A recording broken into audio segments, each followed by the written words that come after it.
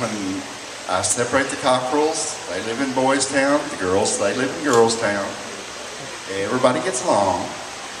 The young cockerels, I will usually throw an old Brahma male with them, and he's the peacekeeper. And he keeps all the little spats the teenage boys get into down to a minimum.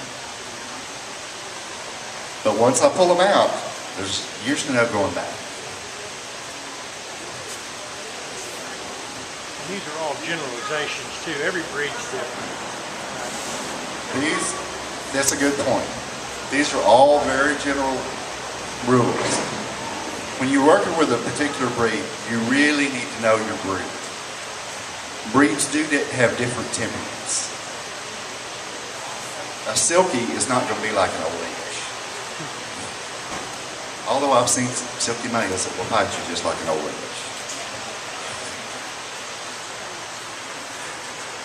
But again, when you've decided on a breed, you know that's your breed that you want to work with, start seeking out people in that breed.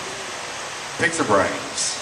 Most people are very, very free with their knowledge, especially if they know that you have an interest. Now some people, they might not give you the time of day. There's somebody else. Go to somebody else. Do you use any kind of water-soluble vitamins or anything in preparing your birds? Do you do any of that kind of stuff? Red cell? Vitamins. Red cell. Yes, I use red cell, especially in breeding season. Why? Well, I learned out the hard way that you can really perk up some old birds by using red cell. It's got a lot of iron. It's got a lot of things that they need, especially in breeding season. But I learned the hard way that you can overdo it on the red cell. I had an old Cochin rooster that I wanted to perk up a little bit. He got so bad, every day I would get home and I would have to turn him out just to give the girls a rest. That bad.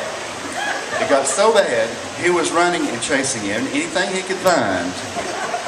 The last time I saw him, he stopped in a dead run, his comb went purple, he fell over from a heart attack. But he went happy. So after that, I kind of backed off a little bit on the red cell. But I still use it. It's very good. I like to use it during breeding season. And there's a lot of your old breeders can tell you all kinds of tricks about breeding season too. Little additives you can put in your birds. When you have chicks, mine always get vitamin electrolytes. Always. When they hatch, they start growing. And you don't want any sickness. You want them to have the best nutrition they can and keep them growing. Any slowdown, you might as well waste the whole season. All right, any other questions for Steve? And I'll be around. Right, we put him down. Thank you, Steve. Thank you very much for sharing with us, Steve. We appreciate it. How many of you are duck people? I know we got a couple of duck people on here. Did y'all know ducks could fly upside down?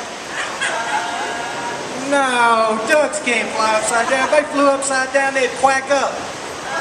There's no way they can fly upside down. They knew that. All right. What time is it?